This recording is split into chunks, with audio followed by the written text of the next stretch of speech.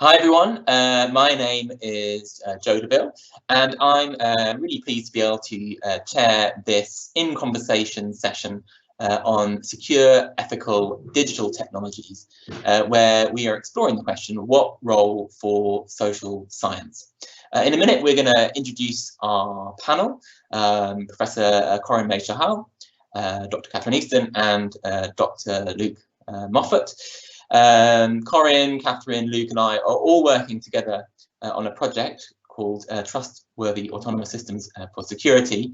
And we're going to be talking about that project. We're also going to be talking about digital technologies more broadly and exploring, I guess, in a way that a number of the events in the In Conversation series have, some of the ways that we might want to bring some of the practical skills that we develop as researchers to particular empirical problems. Okay, without further ado, I'm going to just introduce the panel one by one. Perhaps panel members, if you can just say a little bit about who you are, which department you're in, and yeah, your research interest, and perhaps how that might relate to the question of today's session. So perhaps I'll start with Corinne. Okay, so I'm Corinne May-Chahal. I'm in the Department of Sociology. I'm also co-director of an institute called Security Lancaster, which has a wide range of different lots of research going into it. One of the areas that we focus on is an area called secure publics, and that's the one that most closely relates to today's conversation around autonomous systems. So yeah, my research is in that field, but I also do quite a lot of research around safeguarding. So that comes under the secure publics and children and young people, and yeah, lots of things like that. Perfect. Thanks very much, Corinne. Okay, and Catherine Easton. Hi everyone, I'm Dr Catherine Easton. I'm a reader in information technology law, and I'm currently head of the law school here at Lancaster. Great that you're attending. So my research looks at autonomous systems. I've done work on driverless cars, quite a bit on accessibility, so accessing these type of systems as well. And then general data protection law as well, regulation and standardization in relation to technology. I've also done a little bit on healthcare robotics as well. So that's how my legal field links into the project as a whole. Perfect, thanks Catherine. And finally Luke. Hi everyone, I'm Luke Moffat. I'm a research associate on the Trustworthy Autonomous Systems project based in sociology, although my background is philosophy. So my kind of broad research interests are really to do with the relationships between technologies, human beings and nature, very kind of widely construed. And I've also worked in a consortium that's a collaboration between many different departments and industries called Is It Ethical? That was looking at technologies in the context of disaster response. So my kind of research there, and also in this project, is to do with the kind of ethics of technology and the impact of technology on wider society, I guess. Perfect, thanks very much. So as you can sort of already see on the project, we already have a sort of fairly interdisciplinary group, with influences from socio-legal scholarship, sociology, philosophy, amongst others. The project as a whole is actually much more interdisciplinary than that, involving psychologists and computer scientists primarily. And we'll be speaking a bit about the opportunities and potential challenges that working in that kind of interdisciplinary way might bring in a bit. But before we get onto that, I just wanted to put a general question to the panel because, you know, as they've all mentioned and as I've mentioned, they're all concerned with questions of autonomous system. So I thought it might be helpful just to start with a very, well, maybe it's not a simple question, but it's a very straightforward question, which is to ask the panel what the term autonomous systems means to them. So I wonder if anyone would like to, maybe I can start with Corinne to put you on the spot, if that's okay, Corinne. Yeah, that's fine. So it's not really a simple question because, well, it has lots of meanings, and that's the thing with interdisciplinary research. So if you asked a computer scientist that question, they'd say one thing, but from a sociological point of view and from other perspectives, you get different answers.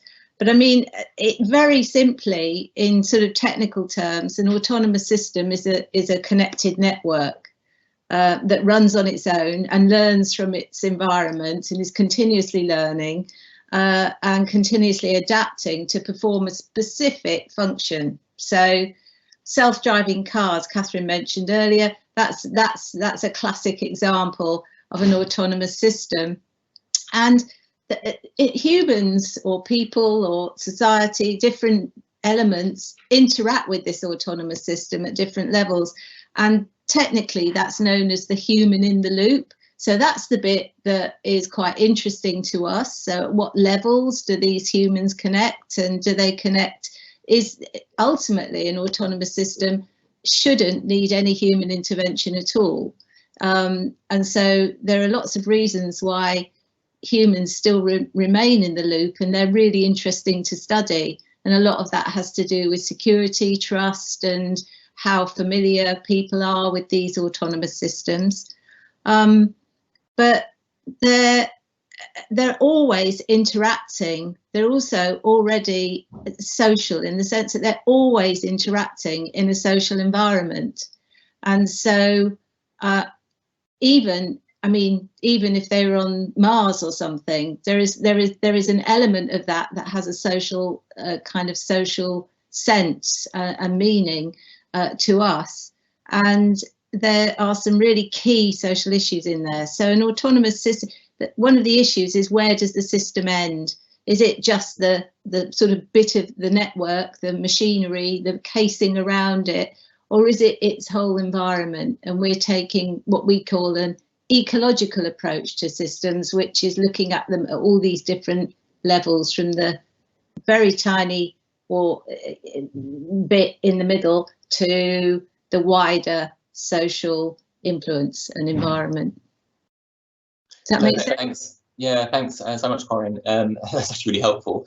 I mean, like, one of the sort of points of these series is to have this kind of conversation between departments. And obviously, Corinne, you were addressing those questions broadly from a sociological perspective, thinking about the social environment. But we also have Catherine here from the law school. And I just wondered if I could put the same question to you, Catherine. I mean, Corinne talked about the social environment.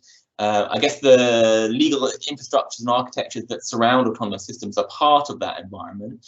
But I just wondered if you could say a bit more about how you see autonomous systems from the perspective of legal scholarship. Great, thank you. Great, thank you. Yes, there's definite ways of looking at this. And I just kind of take a step back. So it's so right to draw the differences between the disciplines and also the links that we can make. So when I'm looking at legal situation in relation to technology, there's this notion of being technologically neutral. So the law is about rules and we're about defining, but then obviously things change. Not just technology, society changes. Look what's happened with COVID. There's many areas of the law that needs to be responsive and change. A good area is drugs regulation as well. New drugs come out all the time. So how do we have actual rules that can be followed while not being so precise that they can't be flexible and evolve? So a good example of this is the Computer Misuse Act does not define a computer. So this was actually developed decades ago, and in order to be technologically neutral, it didn't fully define what a computer is, because at the time we didn't even have the cloud. And nowadays, your microwave, your washing machine's a computer now. They didn't define it in a very, very strict way. So then looking at these systems, this is really, really crucial to try to get heads around regulation and how to make sort of standards and regulatory policy that's elastic enough, that can be kind of, you can have certainty but also flexibility. So within the legal community, there's a lot of debate about what the actual definition is. I would just say, quite bluntly, a system, so these autonomous systems are one that can actually be responsive. So their behaviour changes and they can respond to some kind of unanticipated event. Now this comes from prior data input. I'm going to step aside from saying learning, because at some point they can learn, but in the kind of legal debates, machine learning is seen as separate from the autonomous system in the first place. So that's what we have. We have something that can shift and move and be responsive, drawing upon all the many data sets and all the data that it's interacting with. And these are these autonomous systems that we're talking about. Now, obviously, I can't give a true definition here, but that's the big key questions that the law is grappling with in relation to all these other disciplines as well. Perfect. Thanks so much, Catherine. And maybe I can bring in Luke here.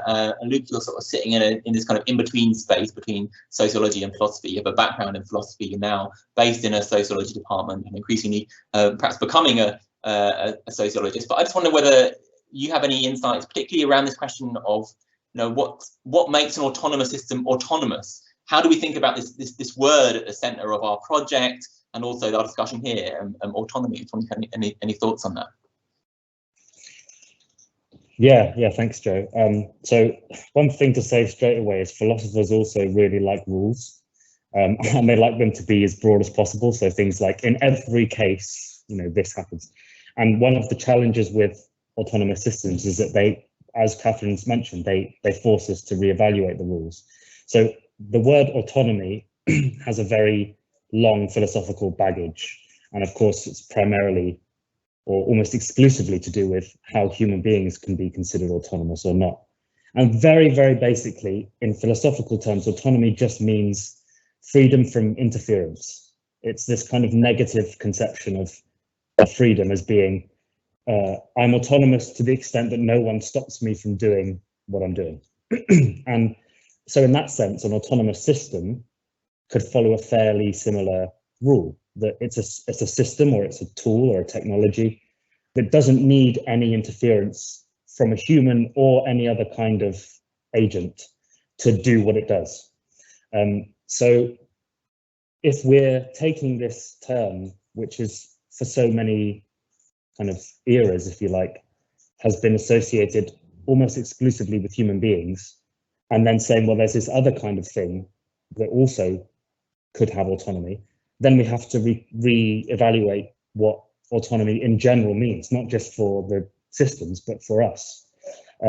Because, you know, particularly in ethics, it's a really big deal to figure out how and in what ways people can be autonomous, because it relates to all kinds of things to do with domination and totalitarianism and oppression and ways in which autonomy is denied to people. So that's all at stake when we start talking about a system which is also autonomous. And the other thing I would just quickly drop in is that, so I use the term a lot, autonomous and or intelligent systems, because autonomy is one quite narrow bracket of, well, it just does something without being interfered with. Whereas an intelligent system, so think about, you know, AI and all these different terms that are kind of very popular, very current at the moment. It's a different thing to ask if a system is intelligent. That means that it can make decisions by itself. It doesn't just do a task, it can evaluate the task. So these, as I said, previously very human attributes are now spreading out into non-human or more than human things. So I think it's really interesting for sociology and for this project, but also to go back to these concepts that we thought we understood and say, well, how does something like an autonomous system alter the way we understand those things, those concepts? Perfect. That was really, really interesting. Thanks, Luke. Just to say as well to our panel and also to our guests, we are having some questions start to come in.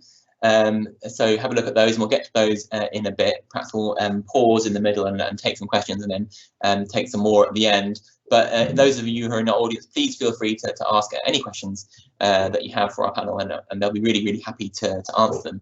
But before we get on to the questions, I just wanted to, because I'm kind of conscious that this is a public event, we might have people in our audience who are perhaps thinking of applying to study sociology, or applying to study law, or applying to do a course that perhaps bridges the two. I mean, there are a number of ways in which you can actually do a major in one department and a minor in another department, and that's something that's I think really nice about the degrees that we offer here at Lancaster.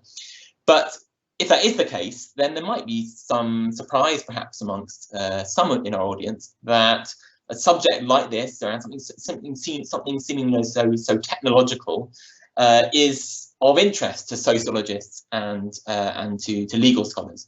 So I was just wondering if you could again, I guess, just explain why, from your perspectives, from your sort of disciplinary perspectives, these are topics where it is important to have input from those that study legal processes or that study social processes. Perhaps I can turn to Catherine first to answer that from the perspective of law. Brilliant. Thanks, Joe. Yeah. So talking from a legal perspective, there are so many ways in which there is a massive growth in the study of law in relation to technology. And I can use many different examples here. So, I mean, firstly, in terms of looking at practice, the way in which the legal practice is developing and changing to modern working procedures and processes is very much technologically fueled. There are ways in which clients deal with actually lawyers, and many systems will manage these. Another way in which autonomous systems are very crucial in the area of law, and it's fascinating as well, is in relation to actual decision making itself. So remember, we were kind of saying that, you know, these systems can make decisions due to a lot of data that's input. So in the legal system, particularly in sort of the UK and Commonwealth, we have this judicial precedent, and it's all about decisions based on past cases. Now, what better to actually analyse this and help with that decision-making process than an autonomous system? So these systems are developing that can be used to look at the language in past legal cases to then see how potentially a decision would be made in the current case. Now, you might think, is this the end of all judges? Who knows? Probably not. No, there always needs to be a human somehow making these decisions. But there's been a critical shift that way to looking at decision making and how that can actually be complemented by autonomous systems. I mean, in relation to what we have in Lancaster, I know the law school very well. I've supervised dissertations on driverless cars, on this learning technology and decision making. And while we don't have any kind of core modules in relation to law and technology, we have PhD students studying data protection law, lots of law in relation to social media and algorithmic bias there.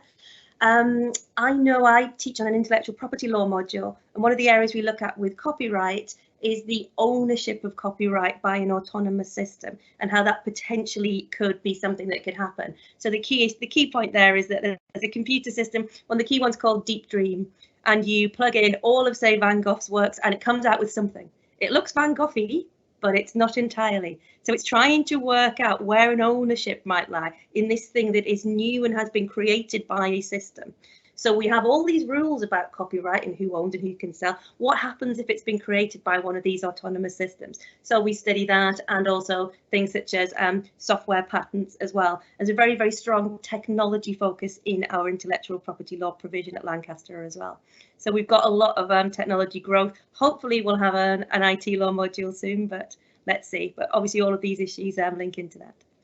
Perfect, thanks, Catherine. And Corinne, you're a former head of department in the sociology department, so you probably have quite a good sense of some of the things that we're doing in the department. But I just wondering, either from the departmental perspective or from your own perspective, why do you think it's important that sociologists are involved in questions like this? Well, I think, you know, my response would be, how can they not be? Because things are so intertwined. So it's, I mean, that's like saying we won't as sociologists study housing or the economy or power dynamics or whatever, because we are now absolutely, you know, intersecting with technologies. People and social life intersects with technologies, and they are an integrated part of everyday life. So we have to be interested in them and how they're changing things and how we're changing them. So I think what's interesting, as a good example, is actually this isn't about autonomous systems, but it is about technologies and how they change us as much as we change them. And it's to do with the Demand, which was a centre that was running in sociology for the last 5 years around energy and energy use. Now, initially you would think, well, what's electricity got to do with sociology? But of course, what that centre focused on were the social practices around energy demand and how the technology has changed and how other things have influenced the use of energy over time, so that, for example, we tend to have a shower or every day, and we use lots of water, and yet that's wholly unnecessary biologically for us. So there's a load of kind of connections, and it's looking at those intersections that's really interesting and has so much value to give. That project, you know, started to look at how we can redefine demand, and that those things make huge influences on, you know, climate change in the end. So yeah, we have to be involved as sociologists in this area. Yeah, very much so. I mean, I would obviously very much echo that. You know, I'm actually the current director of the Centre for Science Studies, you know, where I and my colleagues, you know, are doing exactly that. We're centrally concerned with questions of technology. I'm personally interested in the use of, say, big data and credit scoring as just an example, where, yeah, there are questions of bias, there are questions of equity. You know, if people's social media data are being used to make predictions about their creditworthiness, but that's only happening in relation to subprime credit, so payday loans.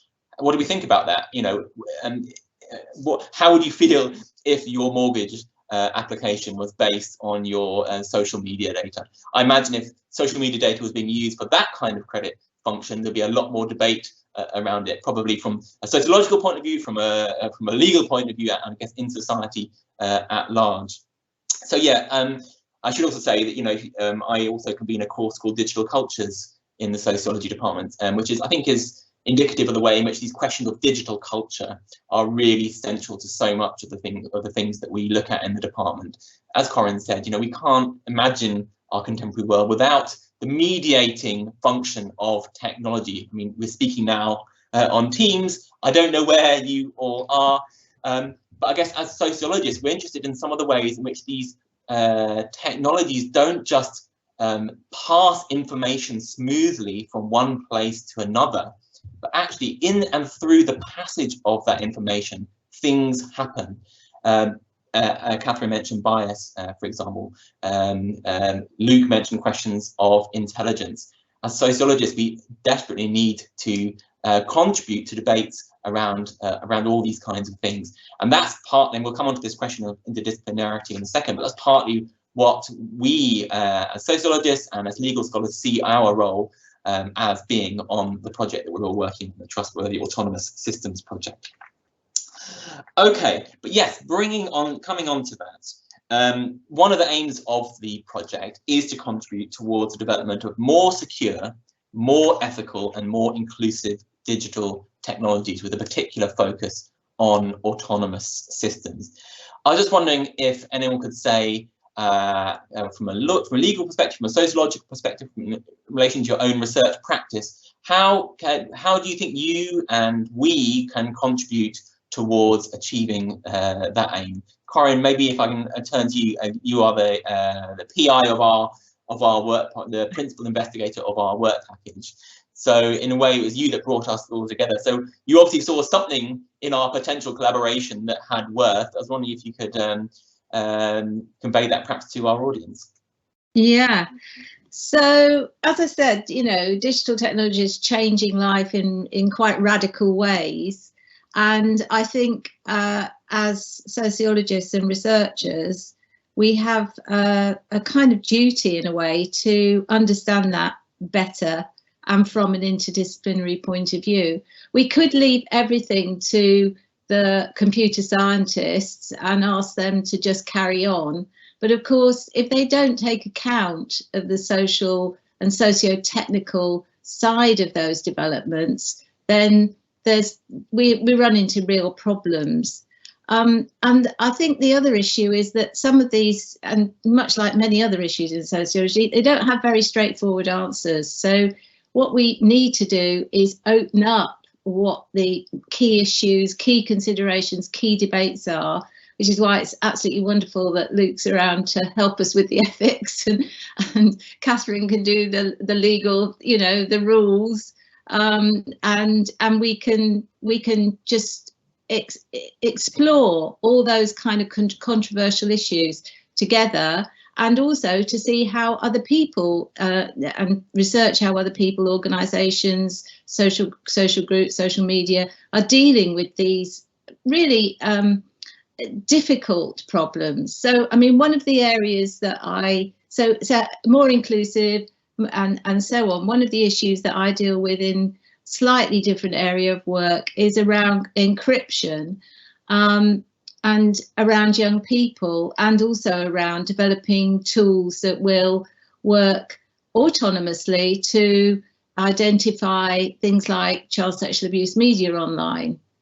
And there's real problems about how private children and young people want their space to be. So something like WhatsApp that's encrypted end to end, although there are debates about how far that is, and how police officers, law enforcement and so on can track what's going on in those spaces to deal with what are quite horrendous and violent situations. And that's a debate, and it's not going to be solved. The the technology can't solve that problem. There's no way it can address it. It can give you the tools to do things, but it can't solve the problems that those children and young people have. So how do we solve that? And I think that's where, you know, this interdisciplinary perspective and the particularly sociology can help. So yeah, that's and then make it into something that people can all feel part of and more inclusive, instead of having things done to them and then having to respond. Thanks, Corinne. Luke, what have you got any further thoughts on this? Yeah, so I'm glad Corinne mentioned that about technology can't solve the problems, because I think there's a couple of things I want to say about this, specifically around ethics. So one of the tendencies, one of the things you'll come across a lot if you do ethics of technology in any capacity is this assumption that all of the problems we have to do with technology can only be solved by technology. That's the only answer, this kind of technologism thing. And clearly that's not the case. And even a technology that solves a problem can end up creating a whole bunch of other problems. So that's the first reason why doing a serious ethics might be valuable. But also, even in ethics itself, it means different things to different people. So philosophical ethics is something quite specific, but ethics more broadly, whether it's, you know, an ethics office in a company or our ethics approval that we have to do research, you'll get this kind of this atmosphere where it's kind of like, well, that's not really my domain. You know, ethics isn't really my domain. I just build the thing, or I just sell the thing. So I guess the point from my side would be that it's everybody's domain. These systems are not just already present, but are proliferating. And whether or not you feel positively or negatively about that, it is everyone's domain and should be everyone's domain to care about the way autonomous systems interact with us and with the world more broadly. So that would be the kind of the first motivation, I guess. But also, as I said, philosophical ethics is quite specific, and it tends to be concerned with quite binary choices. Is something right or is it wrong? And even the question of making something more ethical is interesting for philosophy, because it's not just that ethics can be of value to talking about autonomous systems, but looking at autonomous systems can also be valuable for theoretical ethics, and can be a way to, again, go back and say, well, is it just a case of, is this right or wrong? And very often it isn't. There's all these spaces in between. And those are the spaces that are really interesting. And that you can only really understand them if you collaborate, because everyone has their own disciplinary perspective. And quite rightly, we're concerned with fulfilling our obligations from that perspective. But at the same time, something that kind of permeates so many different aspects of our lives, the only way we're really going to figure it out and figure out how to make them better is by collaborating with different disciplines and with different institutions. Yeah, that's really interesting, Luke. I was actually just looking at the question that we had come in, which was, I'll read it out. Is it not that most systems have a human actor and designer? I think this was presumably in response to why might sociologists be interested in studying autonomous systems? And certainly, yeah, I mean, we are really interested in questions of design. I mean, technologies are, of course, human. Autonomous systems are autonomous. Well, they're designed to be autonomous. They're designed to run on their own, but you know, an autonomous drone at the end of the day is going to have to park somewhere, it's going to have to be charged, and there are going to be interactions with humans all along the chain, I suppose. And I guess, you know, from a sociological perspective, and Catherine, I'll introduce Catherine in a second to talk about from a legal perspective, but I guess the fact that humans are involved is obviously recognised by computer scientists. You'll see humans represented in their computer models, but often those humans tend to be abstracted blobs around which a kind of technology is modelled as, you know, flying or whatever it might be. So part of what I see our role as is to flesh out those blobs, to think, okay, so how do these blobs actually really interact with a technology, and what does even interact mean? From a psychological point of view, you might be thinking about in the kind of way in which vision might shape the vision of a system might interact with the vision of a human, and that might cause problems. But we as sociologists might be asking sort of broader questions. So, you know, perhaps we can even go beyond the question of, let's say, you know, fixing bias in an algorithm. I'm thinking here of a geographer actually called Louisa Moore, who argues that autonomous systems, that AI systems, the problem with them isn't, or the challenge of them isn't just that they can sometimes do things that are wrong, or we might consider unethical, but they actually produce particular ways of seeing. And by increasingly depending on these systems, we collectively are starting to see the world in different ways, which is a philosophical question, but it's also a sociological question. Okay, but I've probably had enough about sociology now, so I should hand over to Catherine. You know, I know you're a sort of socio-legal scholar anyway, so you're kind of operating at the intersections of some of these questions. But yeah, from you know, we had lots of interesting discussions in our project around the role of regulation in relation to ethics and security and so on. But I just wondered if you could say a little bit more about, from your perspective, how your work and those of your colleagues can help feed into these kinds of questions. Great, yeah, thank you. So what we have, and yeah, the term is social legal, and it's social legal type of work that we're doing. In law, you have ways of approaching things that can be deemed to be, say, black letter, when you very, very much look at the rules. But with social legal, we're more looking at the context in the society. And one of the key questions is, okay, is the law like this because society was like this, or has society developed in this way because the law shaped it that way? And obviously this can never be answered, but this is always behind this type of research. How has the law developed this way, and what has the impact been on the wider society, and how is it fed back in again? It becomes really cyclical, coming back in. But then looking at the work that we do in the projects in terms of how the law interacts, what can happen when we talk to people developing these technologies is that they go straight to the law, but the way in which they go to the law is to say, am I doing this right? Will I be liable here? What is my compliance standard? Am I doing something that could get me sued? What is the danger here? Can I be prosecuted? What could happen? And it's very difficult to break that in terms of an approach. So in some of the cases, we've been looking at things such as standardization. That helps because the law is actually quite a slow moving machine, as it were. And things like certification, but these become sort of, if I tick this box, I've complied with the law, with no real questions about that first key issue of why is the law like this? What can be done to change it? Can it be made any better? So that is why working in these interdisciplinary projects such as these enable us to interact with those people who are developing the technology, thinking about it, planning it at an organizational level or at the actual sort of practical hands-on level, try to make them think about, okay, let's break that way of thinking, can I be sued? What will the law do to me? And think about, how could the law be made better? How could I make society better? How could we look at this from an ethical perspective and not just simply be coming up with a list that gets us through the actual auditors, basically the legal auditors who are going to come in and look at our system.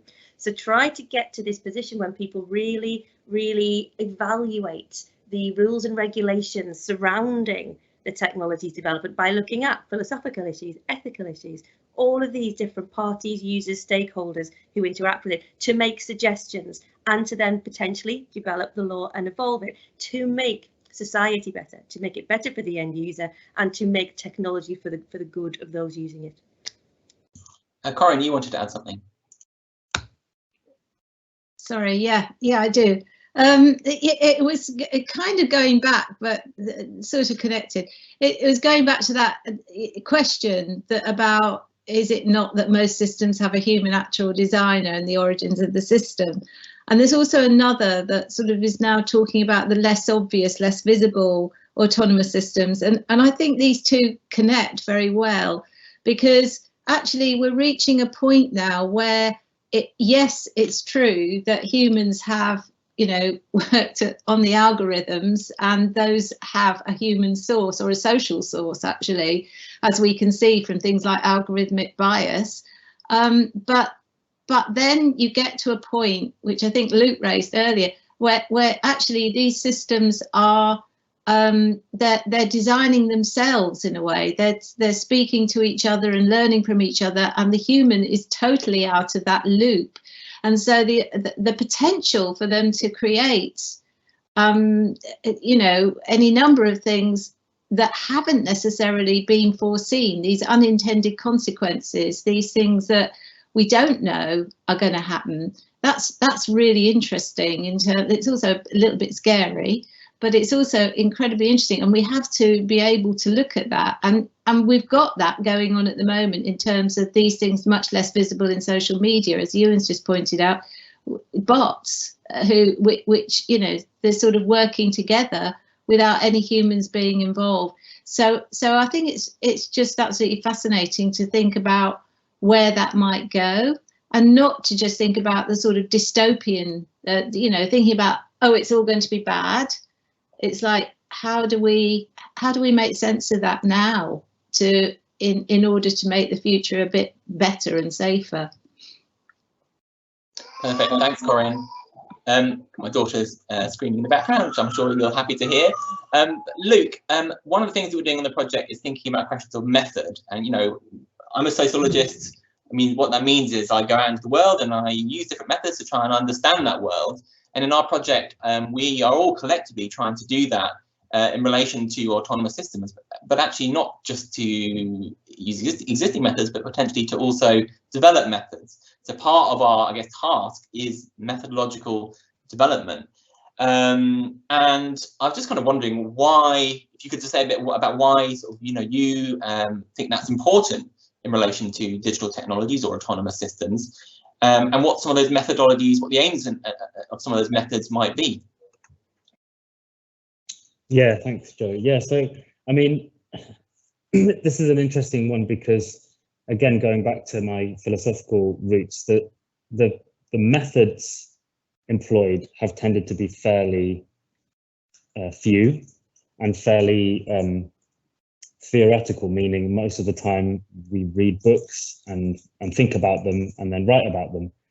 And I think that something like autonomous systems as a domain of study demands that we do more than that, and that actually the only way to get to grips with some of these issues, especially some of the ones that Corinne was just mentioning about how machines can teach other machines, is by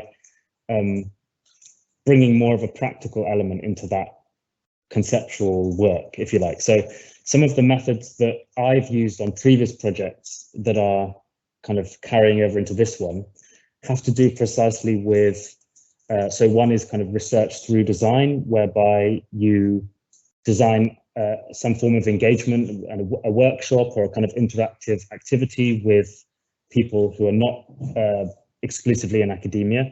And by doing that activity, you can learn something about your kind of research aims. So one brief example was a project that we did working with people living with dementia.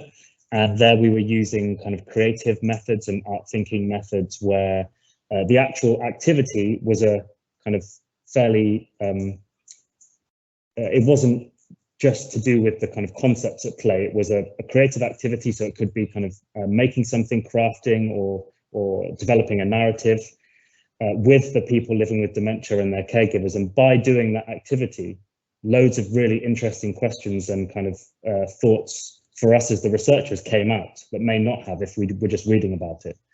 So I think from my perspective, it's that combining methods that take the theory seriously, but also take seriously the need to put them into practice in the real world, so that they're actually of value, not just for us, but for everybody.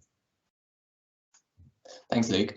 And Catherine, I know that you've been involved in developing an approach called ELSI, Ethical, Legal and Social Issues, which is methodologically orientated, and obviously has, in having the questions of law at the centre of it, is directly concerned with these questions of how we can develop methods that might be appropriate to ask questions about law. I just wonder if you could say a bit more about that and how you think methods like that might help us all collectively understand the role of technology, these kind of technologies in society. Great, yeah, thanks, Joe. Well, I mean, I came from a background, before I started working on certain teams, and I came from a legal research background, which, it's a general standpoint, often doesn't even have any empirical work actually involved. So a lot of my colleagues won't carry out empirical work. They will analyse texts and analyse the law, analyse cases. They do it that way. I had done surveys and I had done focus groups as part of my research, but nothing really prepared me for really thinking about how to break down some of those boundaries we talked about before, how to get people to think differently about the law's interaction with all different parts of how the technology develops. So with a team, we focused upon this ELSI method, so ethical, legal and social issues. And again, very similar to how Luke's described it, carrying out kind of participatory activities that get people to think about situations differently, to question their responses, to say, well, if the law were different in this particular point, how would I have responded? How could it have been improved? And we're honestly talking about, we had chief of police and fire and ambulance playing with Lego and actually looking at how they would share information in a disaster and what could be improved and what was stopping them from sharing. And they'd always say the law and compliance, but when we pushed it and said actually it's not, they had to always start to think about why they'd been siloed, sort of separated out from each other in terms of how they developed. So these methods are really kind of hands-on, getting people to think about things differently, and then just to carry out wider, even kind of playful tasks that then lead to some kind of discussion about how this would then link into end users developing a technology and doing that for the good of society, thinking about it in a wider sense as well. It's so different to any of the legal methods I've ever come across. Thanks, Catherine. We've actually had quite a few questions come through, so maybe I just want to pause for a second and we can perhaps try and address some of those. So, first question from Ewan. Do you think that less visible autonomous systems need more attention? For example, it's quite easy to see that a self-driving car is autonomous, but much less visible in social media. So, does anyone want to can you put your hand up if you can want to answer that question? So the question is about whether the visibility of the technology is relevant in thinking about, I guess, the consequences of that technology.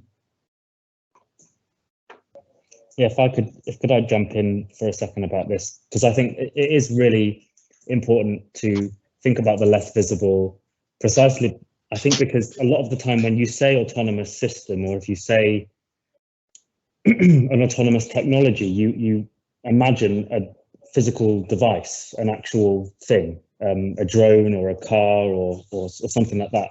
But so much of the real ethical challenges regarding autonomous systems come from the ones that you never see. So the example you were giving, Joe, earlier about credit scores, there are lots of autonomous systems, kind of algorithms, machine-based learning systems that you don't see them physically in the world, but they're making huge amounts of decisions on a daily basis that have real-world consequences.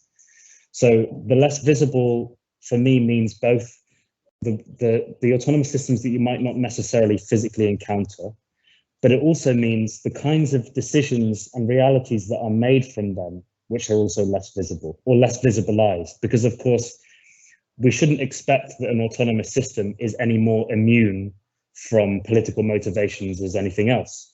So autonomous systems are being used for very explicitly political means.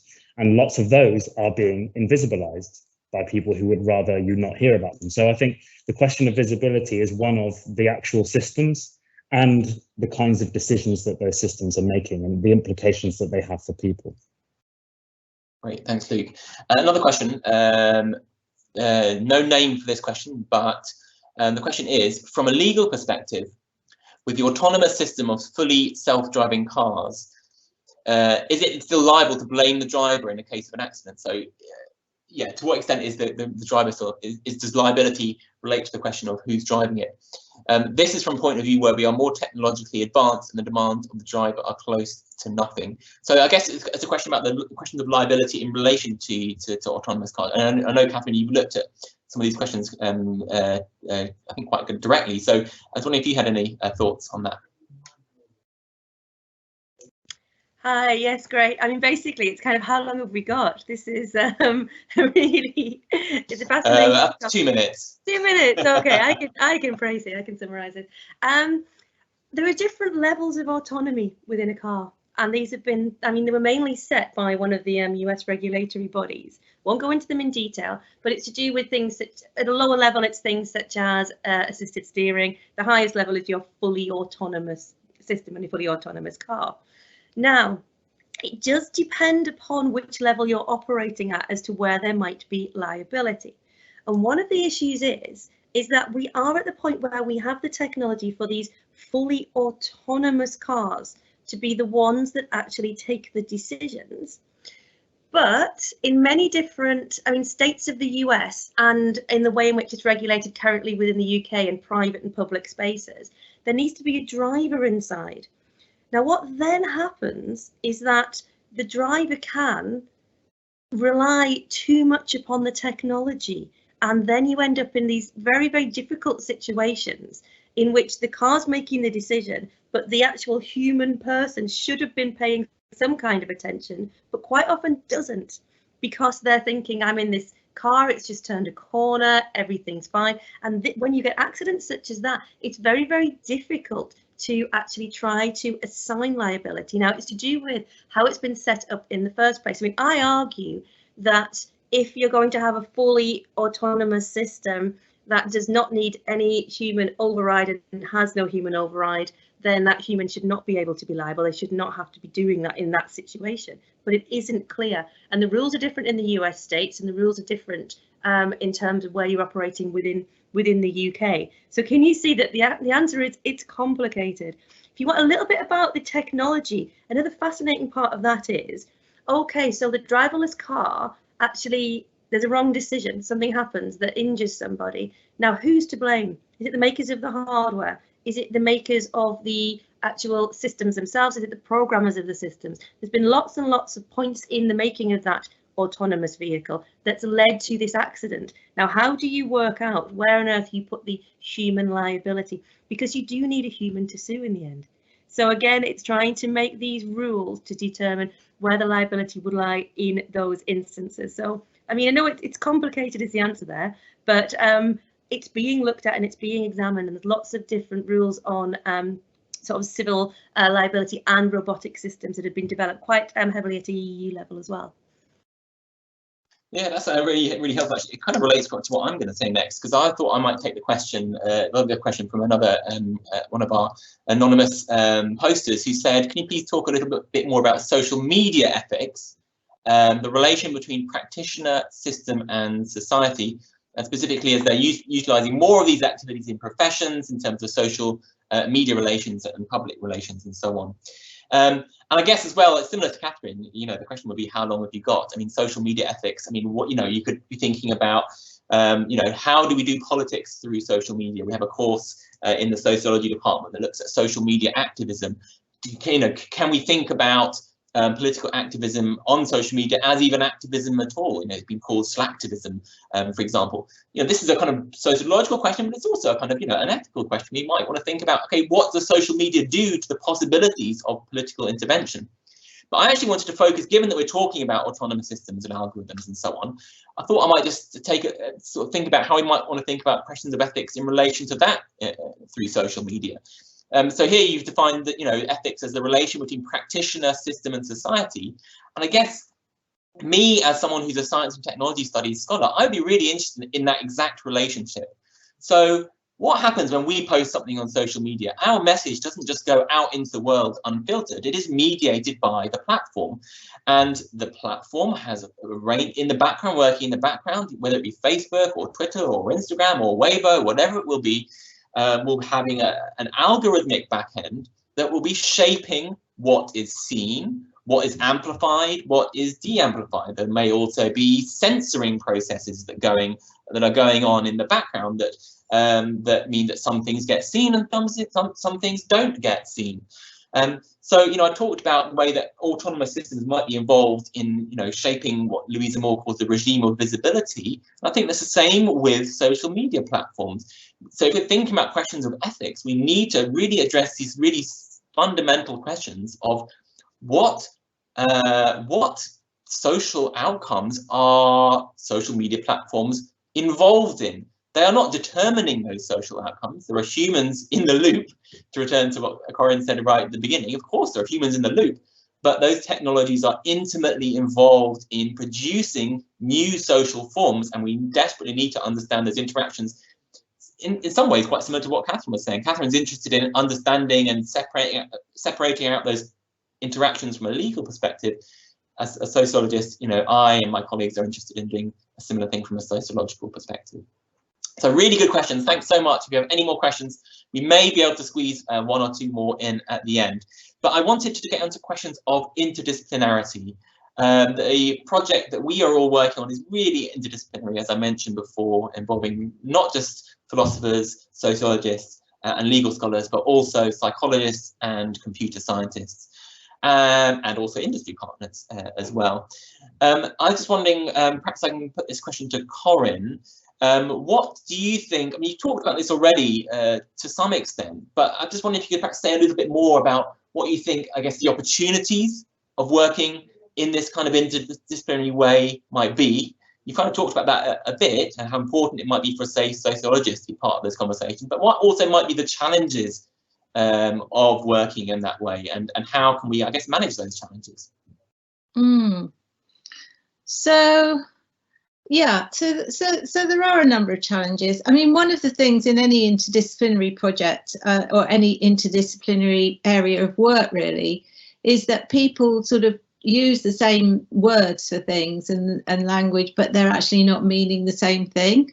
So there's something about how do we create a shared understanding of issues, and that's something that has to be worked on.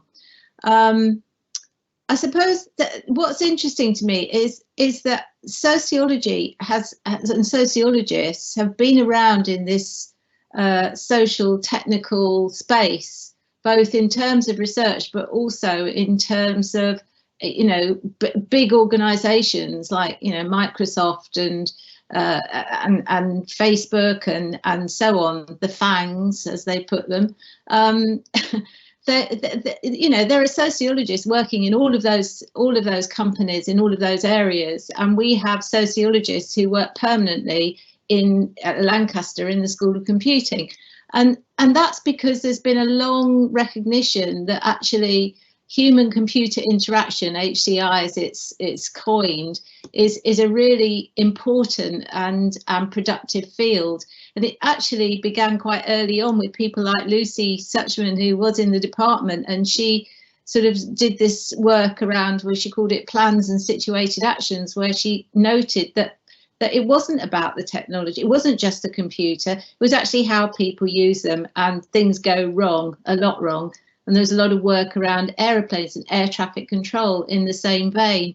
And so the tech industry very quickly caught on that they need to understand people a lot better, and they need to understand the social environment. So in fact, there's loads of opportunities for work in those areas for people with a sociological background. And really, there are so many issues in terms of security as well, the sort of security issues that come up. And those are things, so for example, you know, they quite often go back to technologists and even human-computer interactionists, but of course we're not talking about computers anymore. Catherine just said cloud. We've moved on. There's a whole range of technologies out there that actually don't involve the human with a machine. So there's lots of really interesting questions, and that's where the Autonomous Systems project comes in, because that's like the next level. There's a lot of stuff going on there that is absolutely, you know, essential that we have some kind of a hook on from an interdisciplinary perspective, from my point of view, from a sociological perspective. And one of the kind of problems that is quite often raised by the technology people is not about use, but of course the autonomous system and doing things to people. So how does it make decisions? It's known as the trolley problem, and you know, does an autonomous vehicle steer into a crowd to avoid somebody pushing a pram, or do they kill the driver or injure or maim the driver? Or the passengers in the autonomous vehicle. And that's something which, you know, they need people in an interdisciplinary way, people like Catherine and Luke and Joe, yourself, to resolve and to work with in what they refer to as in the wild. So there's all these opportunities for working together collaboratively on research, but also very much out there working in the industry. Thanks, Colin. We're pretty much out of time, but I just wanted to take, someone just put in the chat, what can we learn from Shelley, Mary Shelley, who wrote the book Frankenstein? And actually, I think that's a really good question. I think we can learn a lot, actually, from Mary Shelley. Frankenstein's monster, to be more precise, is an example of what feminist scholar Donna Haraway would call a cyborg. A kind of a coming together of human and technology. And that book, and there have been many other books like that, and texts like that, and films like that, are essentially concerned with the worry about the intrusion of technology into our life and the way that technological advances might radically, perhaps for the worse, transform our world. What Donna Haraway argues is it's really interesting to study those kind of cyborgs, because you start to see that what they do is they challenge the binaries that we operate with and that we tend to work with as we go around the world, saying this is human, this is not human, you know, this is alive, this is not alive, this is natural, this is social. And I think we have very similar things happening with autonomous systems. I mean, Luke talked about, you know, this question of intelligence, you know, and there are all kinds of just dystopian, you know, films and cultural products which explore exactly these kinds of questions. What might happen if the machines take over? One of the things that we're doing on our project is actually taking some of these debates and concerns and controversies around technologies as a site of social research. Science scholars have argued that when we study controversies, when we study these kind of debates, we're actually seeing social norms, we're seeing society kind of in the making. We as societies have not yet decided on how we're really going to deal with these kind of technologies. And that's, I think, what makes it such an exciting moment for us as sociologists and from Catherine's point of view as a legal scholar, to be really thinking about the social forces around these technologies, how we might want to think about developing legal frameworks around these technologies. So a really, really good question. So thank you very, very much for that. There are some other questions there, which I think, Catherine's posted a really helpful response there to a question around automation-induced complacency in humans. We unfortunately don't have time to answer that verbally, but I'd just like to say thanks to all those who attended. I'd just also like to say thank you to Catherine, to Corinne and Luke. Thanks also, we have in the background Dr. Alison Hui, who is operating as the unseen producer of this event. So I'd really like to thank Alison for that as well. If you have any questions, we're also happy to field those by email. Our details are on our personal pages. But yes, thank you very much for coming, and I hope you found that interesting. Thanks very much.